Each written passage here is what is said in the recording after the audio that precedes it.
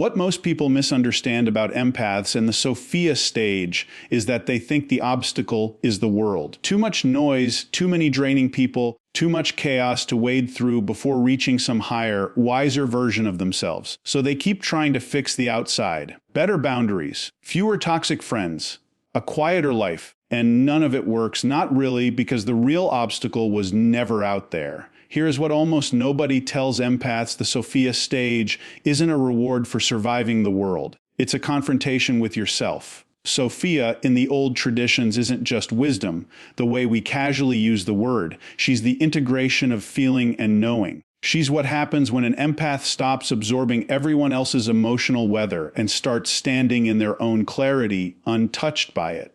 Most empaths never get there, not because they're not sensitive enough, not because they haven't read enough books or done enough healing work, but because they've built their entire identity on top of the very thing that's supposed to transform. Think about it. An empath's sense of self is often built on absorption. I feel what others feel, therefore I matter, therefore I'm needed, therefore I exist in relation to other people's pain. That's not a flaw. That's how most empaths survived. It made them indispensable in families that needed a peacekeeper, in friendships that needed a listener, in rooms that needed someone to read the temperature before anyone said a word. But here's the trap nobody names: if your identity depends on feeling everything, then becoming someone who isn't swept away by everything feels like a kind of death, not growth. Death. The death of the role you've played your whole life. So what happens instead? The empath gets close. They learn the language of boundaries. They learn to meditate, to ground, to protect their energy. They get maybe 70–80% of the way toward the kind of steady, discerning wisdom that Sophia represents.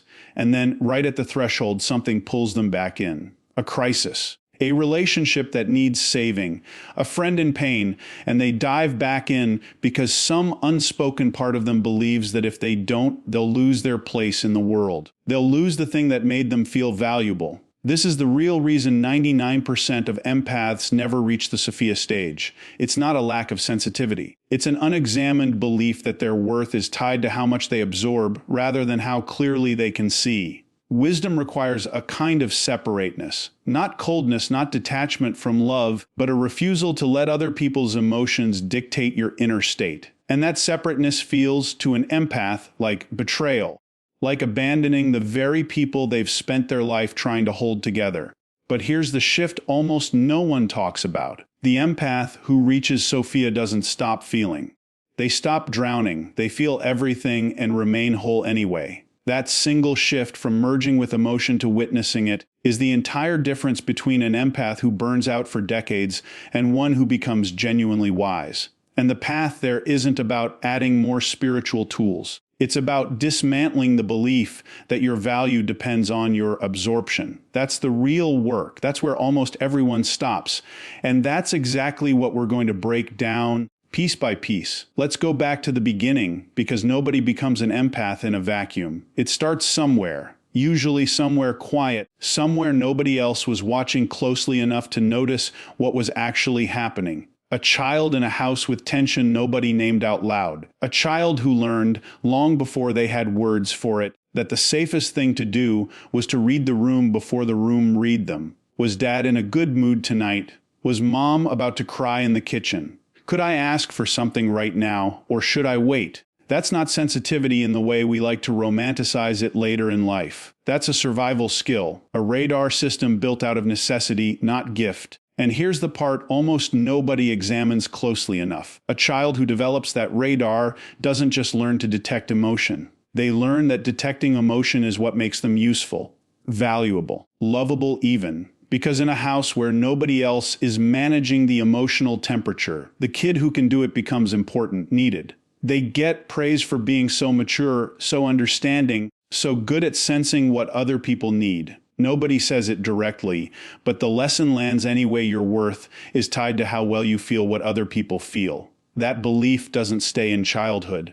It grows up with you. It just changes outfits. In friendships, you become the one everyone calls at midnight. In relationships, you become the one who can always tell when something's wrong before the other person even says a word. At work, you're the one who senses tension in a meeting before it surfaces. And every single time you read the room correctly, every time you absorb someone's pain and respond to it perfectly, the old belief gets reinforced one more time. I matter because I feel everything. I am valuable because I absorb. This is the part that makes the trap so hard to see. It doesn't feel like a trap. It feels like identity. It feels like who you are. You're not thinking, I derive my self-worth from emotional absorption. You're thinking, I'm just a deeply caring person. And you are. That's real. But underneath the caring, there's often a quieter, more fragile belief running the whole operation. If I stop absorbing, I stop mattering. If I stop feeling everyone's pain like it's my own, what exactly am I bringing to the table? What's left of me? This is why so many empaths describe a strange kind of guilt the moment they try to protect their energy. They set a boundary, they take space, they stop answering every late night message from someone in crisis, and instead of feeling relief, they feel like they did something wrong, almost like they betrayed their own nature. But it's not their nature they're betraying. It's the old contract, the one written in childhood that said, your value is conditional on your absorption.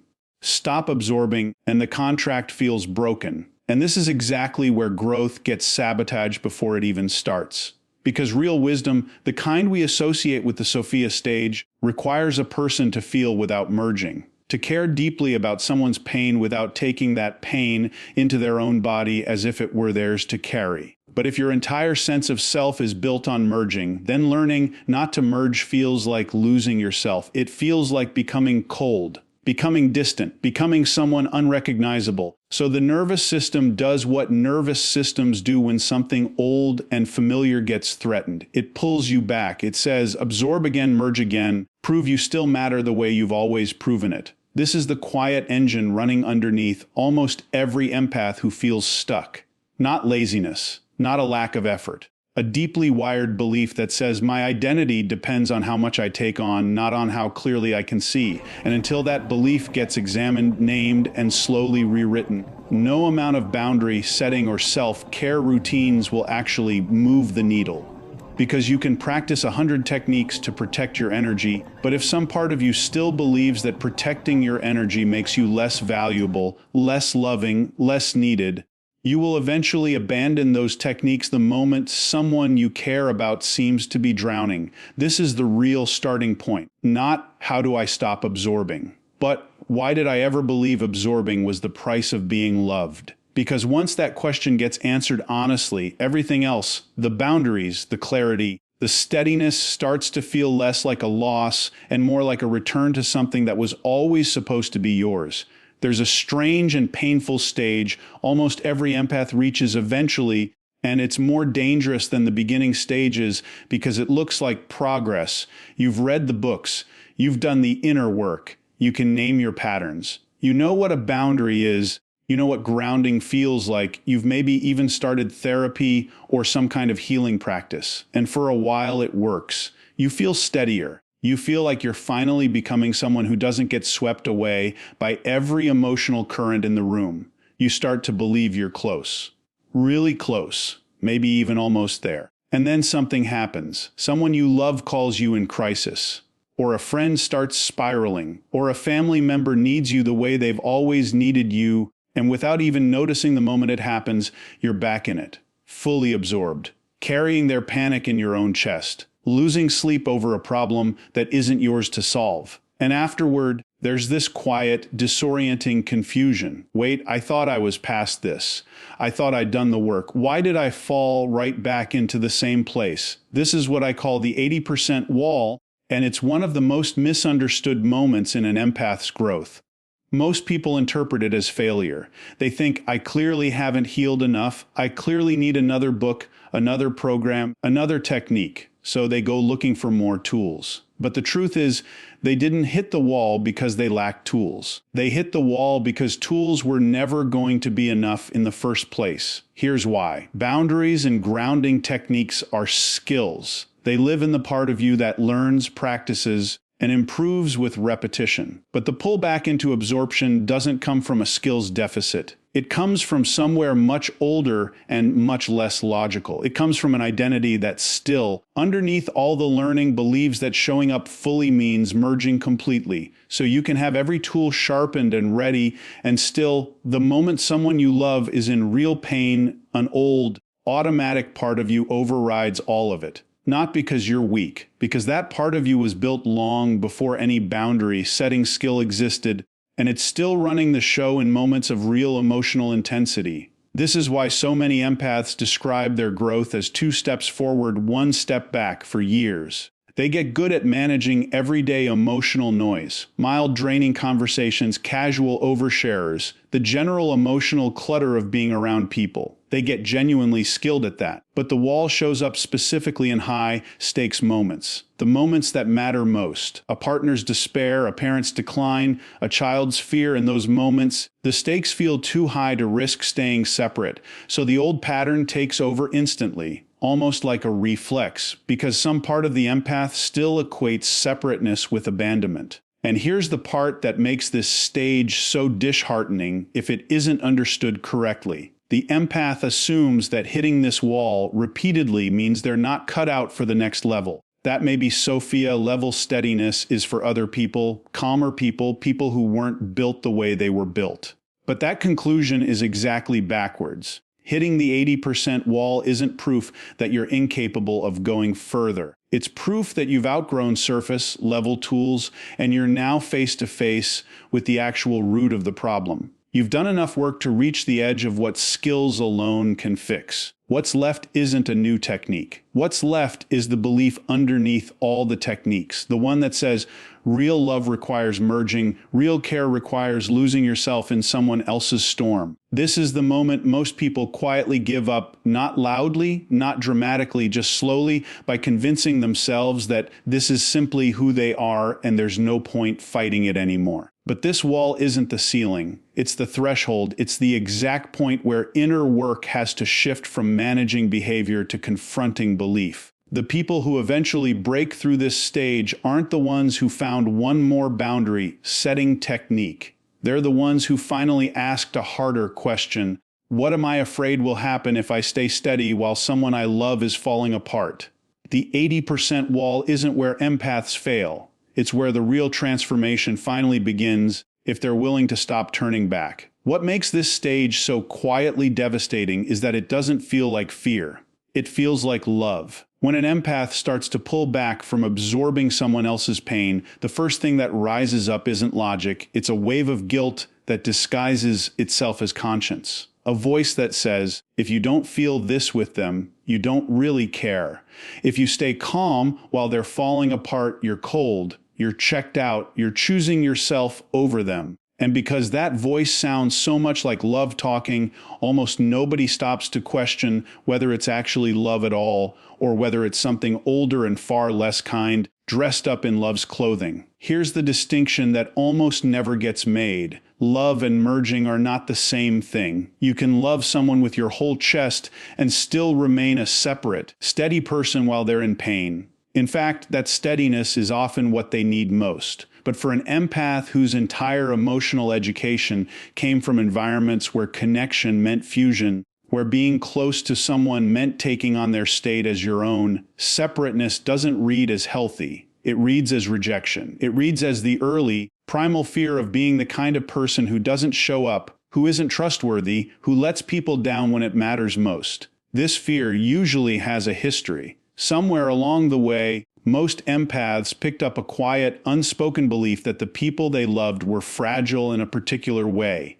and that this fragility was somehow their responsibility to manage. A parent whose moods needed careful navigation, a sibling whose pain needed absorbing so the house could stay calm, a friend whose crisis needed full attention or the friendship itself might not survive. Over time, this turns into a deep, almost invisible equation. If I don't fully merge with your pain, I am abandoning you. And once that equation is set, staying separate during someone else's hard moment doesn't feel like a boundary. It feels like a betrayal of the relationship itself. This is why so many empaths sabotage their own growth right at the moment it matters most. Not because they don't want to change, but because changing feels, on some unconscious level, like becoming the kind of person who doesn't care enough.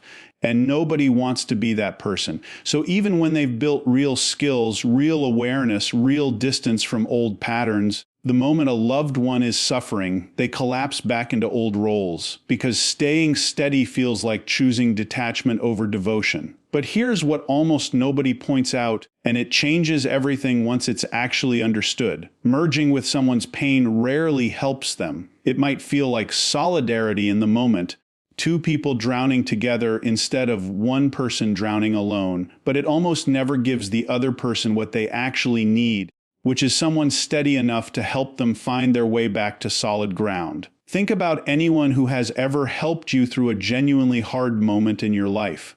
Chances are, the person who helped most wasn't the one who fell apart alongside you. It was the person who stayed clear while you couldn't be. Their steadiness wasn't coldness. It was the very thing that made them useful to you in that moment. This reframes the entire fear at the root of this segment. The empath isn't being asked to care less. They're being asked to care differently, to offer presence instead of fusion, attention instead of absorption.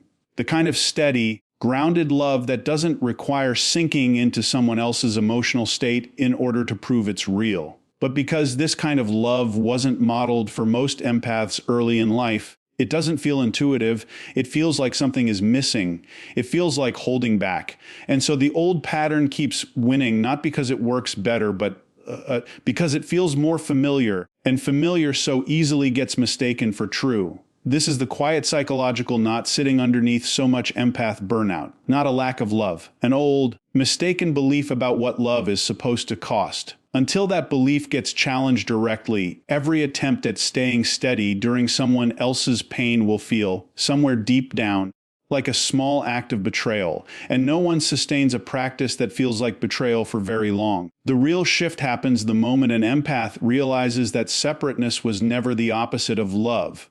It was simply love without the wreckage. And once that becomes clear, staying steady stops feeling like walking away from someone. It starts feeling like finally being able to stand close enough to actually help. What separates the empath who burns out for 30 years from the one who finally reaches something like real wisdom is an intensity of feeling. It's not that one feels less and the other feels more. Sophia stage empaths often feel just as deeply, sometimes more deeply, than the ones still trapped in absorption. The difference is somewhere else entirely. It's in where the feeling lives and how the person relates to it once it arrives. Most empaths only know one mode of feeling, and that mode is merging. Someone's pain shows up, and almost instantly, the empath's own emotional state shifts to match it. There's no gap, no breathing room, no separation between what the other person is feeling and what the empath suddenly feels too. It happens automatically, faster than thought, which is exactly why it feels less like a choice and more like a fact of who they are. They don't experience it as, I am now reacting to your sadness. They experience it as, I am sad too, as if the emotion simply transferred, fully formed, from one body into another. The witnessing shift is the discovery that there's an entirely different way to be present with someone's pain, one that almost nobody teaches directly, even though it's the actual mechanism behind every wise, steady person you've ever admired. Witnessing means staying close enough to fully perceive what someone is feeling accurately without flinching away from it, while remaining rooted in your own separate emotional ground the entire time.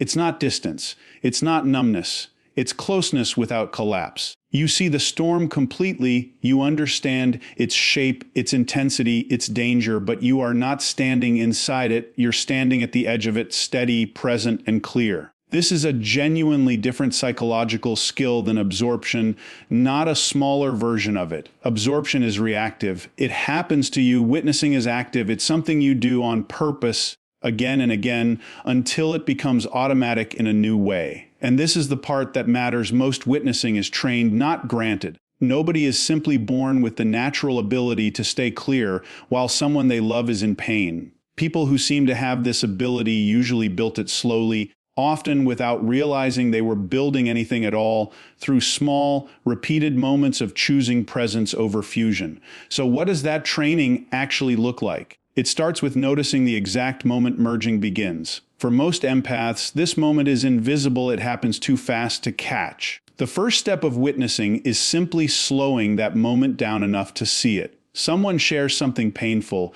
and instead of immediately becoming what they feel, you pause, even for half a second, and ask internally, what is happening in them right now, separate from what is happening in me right now? That tiny separation, barely noticeable at first, is the entire foundation of the witnessing shift. It's not a dramatic technique. It's a quiet, repeated act of staying one step back from full identification. Over time, that small pause becomes a kind of internal structure. The empath starts to develop something like two simultaneous awarenesses, one tracking the other person's emotional state with total accuracy, and one tracking their own internal state separately at the same time. This dual awareness is the real engine behind Sophia, level steadiness. It's not coldness, because the empath is still fully perceiving the other person's pain, often more accurately than someone who's swept up in their own reaction. But it's not fusion either, because the empath's internal state stays anchored regardless of what's happening in front of them. This is why witnessing produces a kind of presence that genuinely helps people in a way absorption rarely does. Someone in crisis doesn't need another person spiraling alongside them. They need someone who can see their pain clearly and still stay standing. That combination, full perception without full collapse, is rare precisely because it has to be trained deliberately. It runs against the automatic wiring most empaths grew up with, the wiring that equates closeness with merging. And this is the real promise underneath this entire idea. Witnessing isn't a personality trait reserved for naturally calm people. It's a skill built the same way any skill is built, through small, repeated moments of choosing a half second of separation instead of instant fusion.